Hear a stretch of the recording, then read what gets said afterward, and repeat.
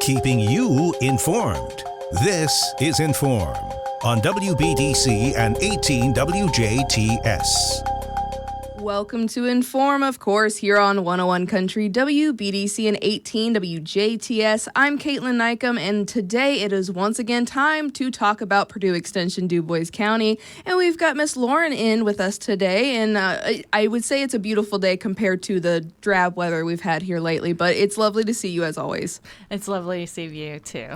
Very good. So Lauren has brought in another round of fantastic events to kind of run down with Purdue Extension. And although you are the youth outreach coordinator, the educator for kind of the 4-H kiddos over at Purdue Extension, we're going to talk about a little bit of everything, even stuff including adults and whatnot. So, this is the time to tune in and maybe perk up a bit so far as listening. And one of the first things that you really wanted to talk about today is animal tags and why animals have ear piercings, which is something I didn't think I'd be talking about today. But, I've always wondered as a non-agricultural kid or, young adult now, why do animals need to have their ears pierced? Yeah, so I wanted to bring this topic up because one of the important dates for 4-H members is May 15th. So any 4-H youth that wants to exhibit livestock, large livestock at horses, they have to identify their animals by May 15th in our online system. And so part of that identification for livestock is you have to have ear tags in the animals' ears. And I call them ear piercings because they're just like any other like female or male that wants a piercing in their ears. It's exactly like that. It doesn't harm them. It's just a way, instead of for beauty for us, it's just a way to identify them. And so there's like two different type of tags our 4-H members have to be aware of. And actually, adults who have livestock also should be aware of some of these. So the first one is called an 840 RFID tag. And so it's a 15-digit tag that starts with 840, and it's a radio frequency ID tag. And so what that means is, like, if I was to take a little wand and wave it by an animal's ears, it emits a small radio frequency, and the ID information pulls up on the wand. And so the reason why that's important is because that 840 is attached to every farm should have like a premise ID. So it's basically just a short letter number combination that identifies the location of that farm. And the reason for that, and Indiana Board of Animal Health manages that, and the reason for that is we need to be able to trace the animals back to their physical location. And it's for biosecurity purposes. So if there is an animal that happens to get sick at the fair, we have a vet come out, we make sure that the animal's taken care of. And if it's a biosecurity risk, then we can note what tags are nearby. Then that links us back to the farm and be like, hey, check on your herd. Here's what happened. Make sure to keep a close eye on your herd so that there is no risk of spreading a disease from like the 4-H fair or even just transporting your animals from like open shows back. And so that's really important why having those animal identifications like ear tags in those animals' ears is very important. And so like our dairy cattle, our beef cattle, our pigs, they all have that 15-digit RFID tag. And so it's really important to consider biosecurity purposes to make sure your animals do have the ear piercings. Now, we don't do ear piercings for like rabbits or chickens or horses. Horses, they have markings on them. So we do the identification through the markings, and 4-H members have to submit horse pictures, which includes head and feet, and the name. So that's how we identify it for horses. Rabbits, it's a tattoo. So the ear is actually tattooed, and that's a permanent identification for that. And it's a very simple process. It takes less than for an animal. It does not take very long, and it does not hurt them at all. So. Yes, and if you put it in the right place, there's more cartilage versus actual skin and whatnot, so I could definitely see that. And you brought up some great points again about, when you're maintaining a lot of animals and you need to locate the one that may or may not be sick or maybe has something going on with it, being able to identify them. And it's not as simple as slapping a collar on an animal and, having a tag there. So this ensures that no matter if you're farming for a career or if you're in 4-H and you've got animals that you're going to be showcasing places, that you maintain that, keep them safe and keep them organized in a way. Yeah, and so and part of that biosecurity purposes, like if you do take them to open shows or to the 4-H fair, the best practice is to keep them separate after bringing them home so that if they did pick something up, it doesn't spread to the rest of the herd. And so that is just like some simple animal care information that we share with the 4-H members and those who do have animals where they either the animal itself goes into the food system or a product of the animal goes into the food system. They are to take an animal quality care training. So, and that's the reason why I want to bring it up is because it is coming up, the deadline for that, and they need to have it all organized and sorted and ready to go. So yes, and again, it's we were just talking about this off air. It seems like we are way too early to be talking about it, but before we know it, the 2025 4-H fair will be upon us, right? I mean, July's not too far away. Yeah, July is not far away at all. And if you're the kind that appreciates a countdown, the Dubois County 4-H Council created a Dubois County 4-H Dubois County Fairgrounds website, and it actually has the countdown to the fair on it. So if you enjoy countdowns, you can go there and have that countdown on, and then it just brings me a little anxiety. So you don't try to not look at it. I don't look at it very often. Nothing, no judgment there. I completely understand that. The 4-H fair for Dubois County in 2025 is coming up July 14th through the 18th. So make sure to put that in the calendar now. They always do a fantastic job at the 4-H fairgrounds and providing all different types of stuff for people all ages to kind of partake in. But kind of backtracking and kind of pulling us back into May, which again, I still can't believe it's even May. But you guys recently had some 4-H Foundation Senior Scholarship winners that you got to award. Is that right? Yeah, so actually last Friday was Jasper High School's graduating senior class awards recognition, and so I was had the privilege of presenting a Indiana 4-H senior scholarship to Grace Klemper of Jasper High School. And the Indiana 4-H Foundation Senior Scholarship is the Indiana 4-H Foundation proudly supports like 4-H programs, and part of that is through its scholarship program. And so it helps seniors pursue post-high school education, whether that's college, whether that's community college, whether that's trade school, whatever avenues they want to go down. And so with the funding from Dubois County 4-H Council, 4 seniors, one from each high school, receives a $500 scholarship for exemplifying the 4-H model, making the best better.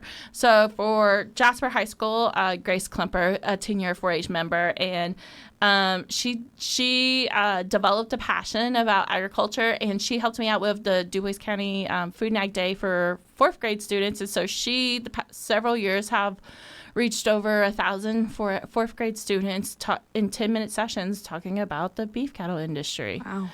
So the kids got to learn a little bit about the beef animals and what products they might consume that come from the animal.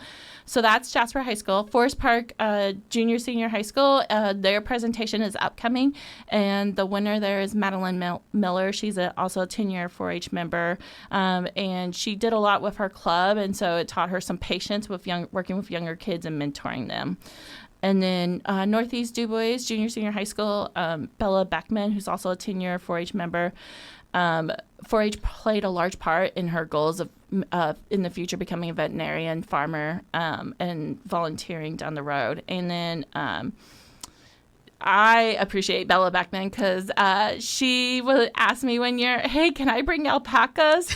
And I was like, we don't have enough for a class, but would you be willing to bring them for exhibition? So she had alpacas down in the horse barn for several years, and I really appreciate just exposing, because I've never been around alpacas, so I got to learn from her about alpacas a little bit during those times.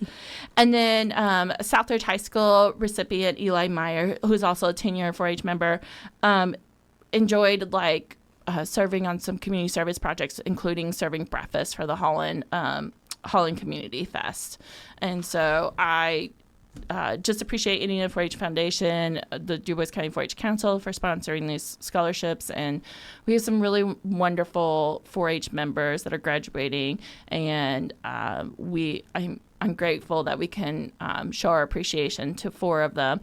And actually now on our Facebook at Purdue Extension Dubois County, we are highlighting all of our graduating 4-H members, and I believe we have around 40 from across from all 4 county schools. And so you can go on there and see those who are graduating that've been in 4-H, and it's really fun because they list one of their favorite 4-H projects and some of their favorite 4-H memories. So it's really fun. 40 is a lot, and I can only sympathize because I know you guys are going to miss those 40 students, but nothing but congratulations to them as they pursue more things. And as you were saying, 10-year members, more or less, for a lot of them, that is a very, very big time commitment. So it's exciting to see that these 4-Hers are kind of 4-Hers for lifers, hopefully, and hopefully they keep coming back and showing that support in that way as well. So that is fantastic to hear. Absolutely. And also, you, again, not slowing down in between now and 4-H fair time,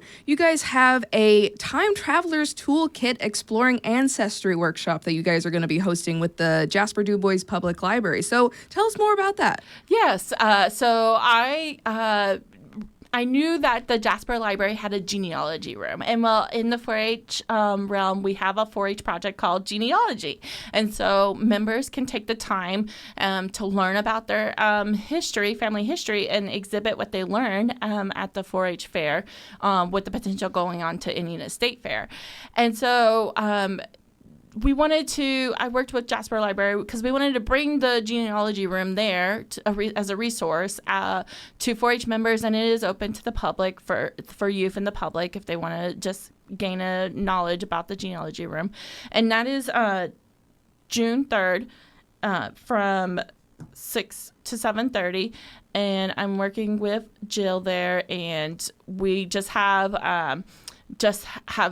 basic overview of the genealogy room. We're going to have you do a little scavenger hunt, and then I will go over what from genealogy do you need to have in order to make your 4-H project successful, and then we'll give them a little bit of time to start that work if they wish to. And so that is a Tuesday night of June, and it's just an opportunity that came about, and I'm wanting to highlight Jasper Dubois County Public Library because we work really well together. I really appreciate their partnership, and this is an opportunity to showcase a resource for one of our 4-H projects. That is fantastic. And again, this resource is actually open to anybody and everybody. The genealogy room at the Jasper location of the Jasper Dubois County Public Library system is a tool that I think maybe not a lot of people know about, but you can visit the library's website to maybe learn more or just stop in. The genealogy room is on the upper level. Is that right? Yes, that is correct. So when we do the meeting, I'll send out more information to those who signed up where that room is specifically in the library. But yes, it is on the second floor. So. And remind us, is there a cost to sign up for this for the 4-Hers? There is no cost for the 4-Hers. And then those who want to participate that are not a 4-H member, there is no cost either. Very good. This is one of those workshops that there's little to no cost to put this on. And so Du Bois County 4-H Council, I have like a little bit of a programming budget with them. And so I looked at my funds and I'm able to cover whatever costs I might incur. So that is excellent. So even if you are familiar with 4-H or not, and you just need a reason or say in air quotes, excuse to go out and do some genealogy research, this would be a good day to just go out and experience that room full of people just trying to do the same thing that you are, which is a fantastic sense of community in that way to kind of be studious in a different way. Yes, and absolutely. And this type of workshop is for like those in grades 3 through 12. I did leave some room for like if we want some adult volunteers and such. They're free to join, but this is geared towards like grades 3 through 12. The younger kids, it might not hold their interest long enough. So that's good to note as well. And if you want any more information on this upcoming workshop, as well as anything that Purdue Extension Dubois County has going on, Lauren, will you remind us where we can stay connected with Purdue Extension Dubois County? Yeah, so absolutely. We have a Facebook page, Purdue Extension Dubois County, Instagram, and then our website. You can just Google us, Purdue Extension Dubois County, and we'll come up. And we're part of Purdue University, so you might see like Purdue University, but our information is underneath the main header. So yes, and you guys have a lot of different resources on the website. I'm actually on there now. It's really, once you find the right web page, it's a lot of great information that'll take you pretty far. But Lauren, I think that's all we have time for today, but we appreciate you as always, and we hope you have a fantastic month or so ahead as you look forward to even more busy events with Purdue Extension and, of course, 4-H. Absolutely. Thank you so much for having us. Thank you so much. And thank you so much at home, in your car, at work, wherever you're at, for listening and watching this In.form program here on 101 Country WBDC and 18 WJTS. And this has been with Purdue Extension of Dubois County. This has been In.form on WBDC and 18 WJTS. Catch past episodes on our social media pages and our websites. If it matters to you, it matters to us. In.form.